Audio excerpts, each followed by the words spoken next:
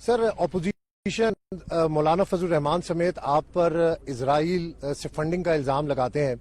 آپ کی ٹیم جو ہے وہ صرف ٹی وی کے اوپر ان کو رپلائی کرتی ہے. قانونی ٹیم آپ کے پاس اتنی بڑی ہے, ابھی تک اس کی طرف سے کوئی کارروائی نہیں کی گئی. اور ساتھ ساتھ فری ہینڈ دیا تھا مولانا صاحب کو آپ نے اسلام آباد میں. وزیر داخلہ سے بھی آپ نے مشاورت کی تھی.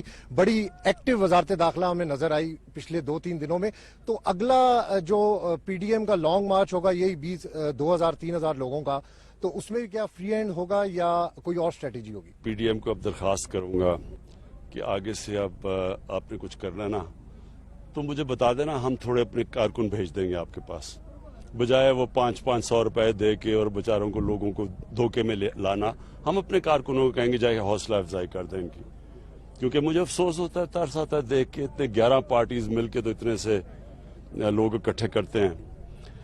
اور دوسری چیز, مولانا فضل الرحمان کی طرف میں صرف ایک بات کہنا چاہتا ہوں کہ یہ جتنا اسلام کو نقصان پہنچا رہا ہے نا, کوئی دشمن نہیں پہنچا سکتا.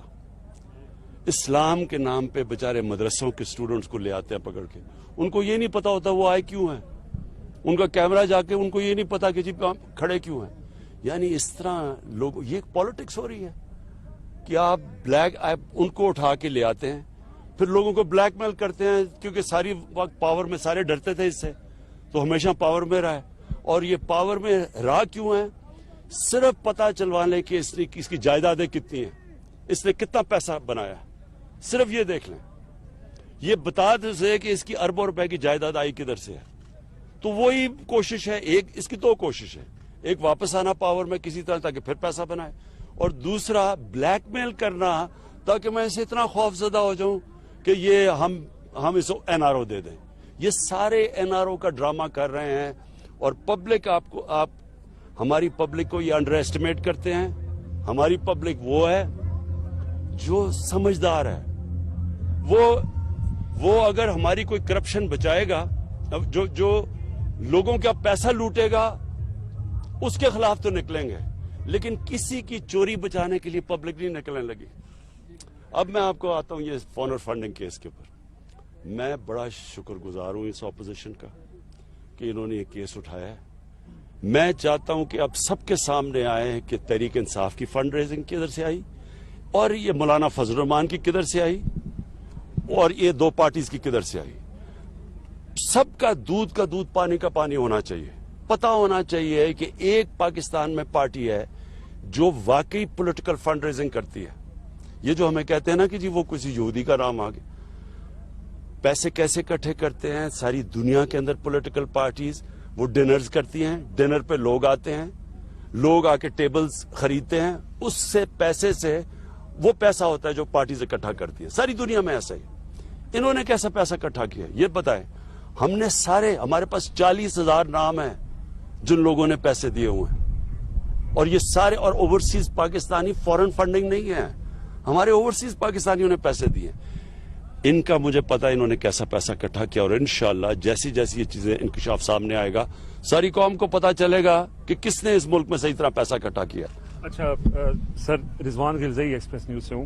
2.5 سال آپ کی گورنمنٹ میں ہو گئے, ہم نے دیکھا جو نیشنل ایشوز آپ نے پرائیورٹائز کیے اور خود ان کو آپ نے ایکسپیڈائٹ کیا, ان کے تو ریزلٹس آئے, لیکن عوام کا ڈائریکٹ تعلق آپ کی صوبائی حکومتوں سے ہے.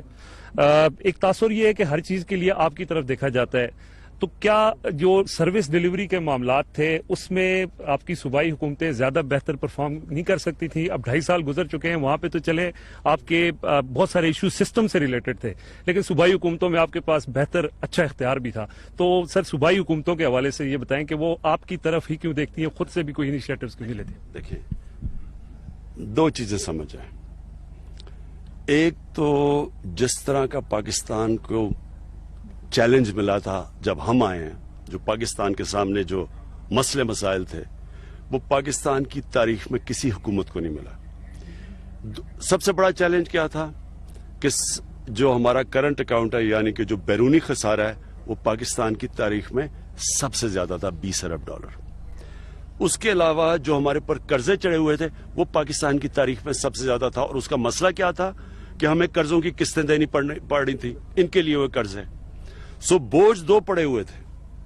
ایک کہ ہمارا جو بیرونی خسارہ اتنا بڑا تھا کہ اس کی وجہ سے ہمارے روپے پہ پریشر پڑا، کیونکہ جب جس ملک کے اندر 60 ارب ڈالر کی آپ امپورٹ کریں اور 20 ارب ڈالر کی ایکسپورٹ کریں تو ملک تو کرائسس میں آ گیا. سب سے زیادہ پریشر کیونکہ ڈالر کی قیمت بڑھ جاتی ہے، روپیہ گر جاتا ہے. جب روپیہ گرتا ہے تو ملک میں ہر چیز مہنگی ہو جاتی ہے.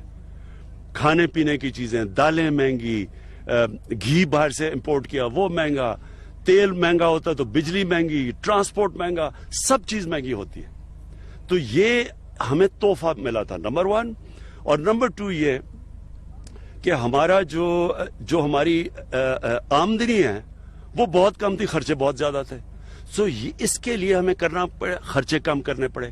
جب خرچے کم کرتے ہیں آپ تو لوگوں کو تکلیف ہوتی ہے. مثلا اب کورونا کے اندر جب ڈیمانڈ گر گئی تو ساری دنیا کے اندر غریب پس گیا. امریکہ جیسے ملکوں میں لوگ لائنوں میں کھڑے ہو کے کھانے لے رہے ہیں. ساری دنیا میں دکانیں بند ہو گئی، کاروبار بند ہو گیا اور غریب مارا گیا. تو جب ہم نے خرچے کم کرنے تھے اور آمدنی بڑھانی تھی، جب خرچے کم کیے تو لوگ تکلیف میں آ گئے.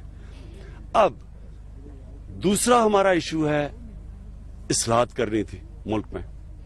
یہ یاد رکھیں کہ پارلیمنٹری ڈیموکریسی کے اندر اگر آپ کے پاس بھاری اکثریت نہ ہو، ساری دنیا کے اندر آپ دیکھ لیں کہ تقریباً ناممکن ہے اصلاحات کرنا، کیونکہ وہ جا کے پھنس جاتی ہے سینٹ میں، بل آپ کے پاس نہیں ہوتے، اور آپ کی کولیشنز ہوتی ہیں، آپ ان کو بھی خوش کرنا پڑتا ہے.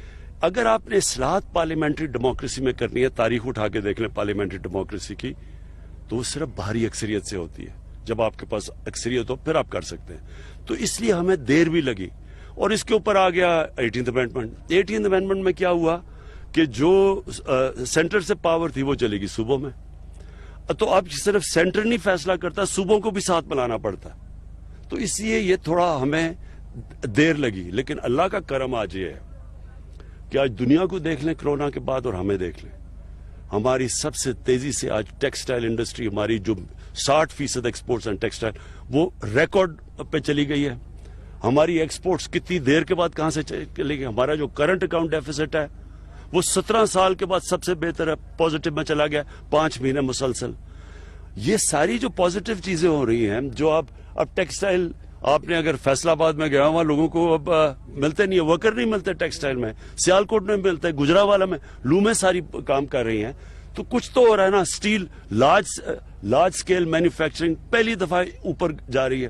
تو اللہ کا کرم ہے کہ اس کے باوجود یہ چیلنجز تھے، مشکل وقت ملا، کرونا ملا، اس کے باوجود ہندوستان سے مقابلہ کریں. آج پاکستان کا ہم کدھر ہیں اور ہندوستان کے حالات دیکھیں. ہم شاکر عباسی، میں نیو ٹی وی سے ہوں. آپ نے پارٹی ہرننگ کیس کے حوالے سے گفتگو کی، لیکن ایک تاثر عام یہ ہے کہ وہی ایک کیس ہے جو آپ کی حکومت پہ ابھی بھی ایک تلوار لٹک رہی ہے. تو اگر اپوزیشن اس کیس کے فیصلے کے لیے سپریم کورٹ کا رخ کرتی ہے اور وہاں سے کہتی ہے کہ جلدی فیصلہ لے لیں، کیونکہ 7 سال 6 سال ایک بڑا ٹائم ہوتا ہے کسی فیصلے کے لیے، تو کیا کوئی حکمت عملی ایسی ہے سپریم کورٹ میں بھی اس کیس کو ڈیفینڈ کرنے کی؟ میں کہتا ہوں اس کیس کی اوپن ہیئرنگ ہونی چاہیے. میں چیلنج کرتا ہوں یہ ہیئرنگ ہونی چاہیے کیمرہ کے اوپر، یعنی لائیو جانی چاہیے قوم کو کہ یہ سارے بیٹھے ہوں. فضل الرحمان بیٹھا ہو، کیونکہ اس کی جو پارٹی تو فضل الرحمان ہے نا، اور اس کے بھائی، اس کے ساتھ بیٹھا ہو ہمارے پیپلز پارٹی، PMLN اور تحریک انصاف. میں آج لوگوں کے سامنے چیلنج کرتا ہوں کہ ایک پارٹی کی ساری قوم کو پتا چلے گا. پہلی دفعہ پاکستان کی تاریخ میں ایک پولیٹیکل فنڈ ریزنگ اگر کسی پارٹی نے کی وہ ہم نے کیا. اور ہمارے اکاؤنٹس میں یہ بھی فورن فنڈنگ، کیا اوورسیز پاکستانی سے پیسہ لینا فورن فنڈنگ ہے؟ اس کا مطلب ملک چل رہا ہے، آج ان کی ریمیٹنسز نہ ہو، ملک آج ہمارا بیٹھ جائے. تو میں تو سارے شوکت خانہ میں ان سے پیسے اکٹھے کرتا تھا. تو یہ کون سی فورن فنڈنگ ہے؟ فورن فنڈنگ تو ان کو پتا ہے کون سی ہے، ان کو پتا ہے، مجھے بھی پتا ہے. میں بتا نہیں سکتا کیونکہ ہمارے ان سے تعلقات ہیں ملکوں سے، جو ملک پیسے ان کو دیتے رہے ہیں. سر فیضان ہم نیوز سے، میرا کوشچن یہ ہے کہ آج ہم جدھر کھڑے ہیں وانا میں، یہ ایک وقت تھا کہ یہاں پہ خون بہتا تھا بہت زیادہ اور آپ بھی یہاں پہ آئے. آج آپ اس کو کیسے دیکھتے ہیں؟ اس وقت کے وانا کو اور آج کے وانا کو آپ کیسے دیکھ رہے ہیں؟ اور مزید اس کی ڈیولپمنٹ کے لیے کیا آگے آپ؟ دیکھیں، وانا تو پیچھے رہ گیا تھا نا، یعنی یہاں غربت تقریباً 70% لوگ غربت کی لکیر سے نیچے، ہر طرح پیچھے رہ گیا تھا، کیونکہ قبائلی علاقے کو کوئی پرواہ کرتا ہی نہیں تھا. تو قبائلی علاقہ جس طرح بلوچستان کی پرواہ نہیں کرتا تھا، یہ سب پیچھے رہ گئے ہمارے علاقے. تو اس کے لیے خاص توجہ کی ضرورت ہے. کیونکہ یہاں غربت بہت زیادہ ہے, یہاں بے روزگاری بہت زیادہ ہے. تو اس کے اوپر میں اس لیے محمود خان کے ساتھ آیا ہوں, کیونکہ اب تو یہ کے پی کا حصہ بن چکا ہے, تو اس کے اوپر ہم پورا زور لگائیں گے. اور پھر اوپر سے وار آن ٹیرر آ گئی, اس میں اور زیادہ تباہی مچی. تو انشاءاللہ ہم ان کے لیے اسپیشل پیکیجز بھی دیں گے, اس کی پوری اس کی اوپر لانے کی کوشش کریں گے.